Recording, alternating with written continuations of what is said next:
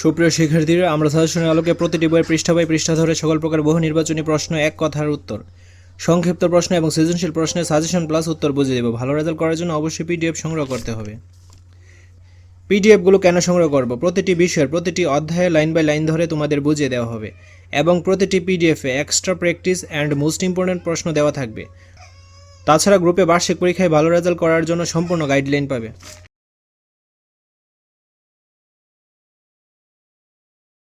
তো আজকের ক্লাসে আমরা রচনামূলক প্রশ্ন, দৃশ্যপটবিহীন, এগুলো নিয়ে আলোচনা করব।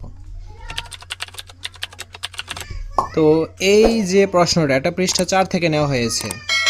স্মরণের পরিমাণ হচ্ছে দূরত্ব। কথাটি সঠিক না ভুল? ব্যাখ্যা দাও। কথাটি ভুল। মনে করি একজন ব্যক্তি এ অবস্থান হতে এ বি সি ডি পথে ডি বিন্দুতে পৌঁছায়। তো ব্যক্তিটার অবস্থান হচ্ছে এই অবস্থান থেকে সে প্রথমে বি বিন্দুতে যাবে, তারপর সি বিন্দুতে যাবে, দেন ডি বিন্দুতে সে পৌঁছাবে। গন্তব্যস্থল হলো ডি বিন্দু। এক্ষেত্রে উক্ত ব্যক্তির দূরত্ব কি? এ বি পর্যন্ত দূরত্ব হচ্ছে 5, তারপর বিসি 3, দেন সিডি আরও 3, তো মোট হচ্ছে কত? 11 কিলোমিটার। কিন্তু আমাদের গন্তব্যস্থলটা কোনটা? ডি।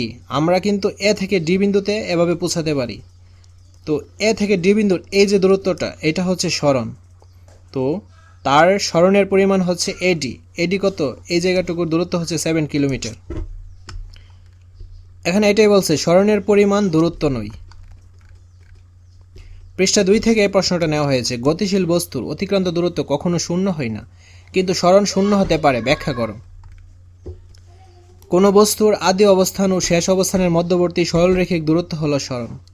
কোনো গতিশীল বস্তু কিছু দূর গেলেই তার দূরত্ব থাকবে, যেটি কখনো শূন্য হবে না, কিন্তু স্মরণ হতে গেলে অবশ্যই আদি বিন্দু ও শেষ বিন্দুর পার্থক্য থাকতে হবে। যেমন কোনো বস্তু এ বিন্দু থেকে আর ব্যাসার্ধের বৃত্তাকার পথ সম্পূর্ণ একবার ঘুরে, এই যে এ বিন্দু থেকে, তো কোনো একটা বস্তু হচ্ছে এ বিন্দু থেকে আর ব্যাসার্ধের বৃত্তাকার পথ সম্পূর্ণ একবার এইভাবে ঘুরলে এ বিন্দুতে আসলে, এই যে এভাবে ঘোরার পর যদি সে আবার এ বিন্দুতে আসে, তাহলে তার অতিক্রান্ত দূরত্ব বৃত্তের পরিধির সমান হবে। এই যে এইটার সমানই হবে এ বিন্দুর অতিক্রান্ত দূরত্ব।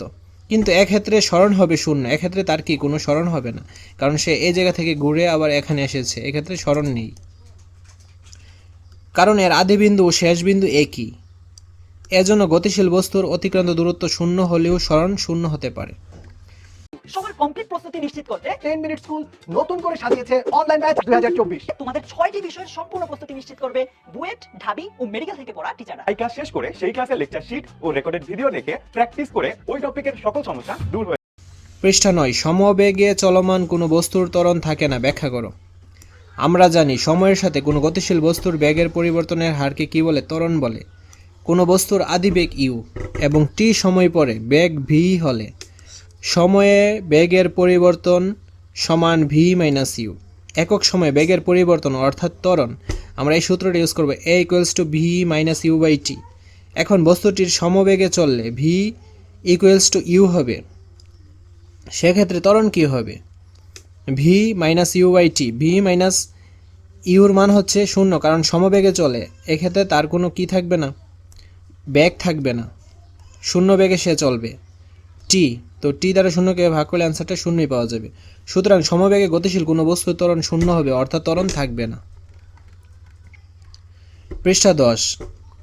এরকম অঙ্ক তোমাদের থাকতে পারে। একটি গাড়ি স্থির অবস্থান থেকে যাত্রা শুরু করে 30 সেকেন্ড পর্যন্ত 2 মিটার পার সেকেন্ড স্কোয়ার সুষম ত্বরণে চলার পর 5 মিনিট সমদ্রুতিতে চলে গন্তব্যে পৌঁছায়। গাড়িটির অতিক্রান্ত দূরত্ব নির্ণয় করো।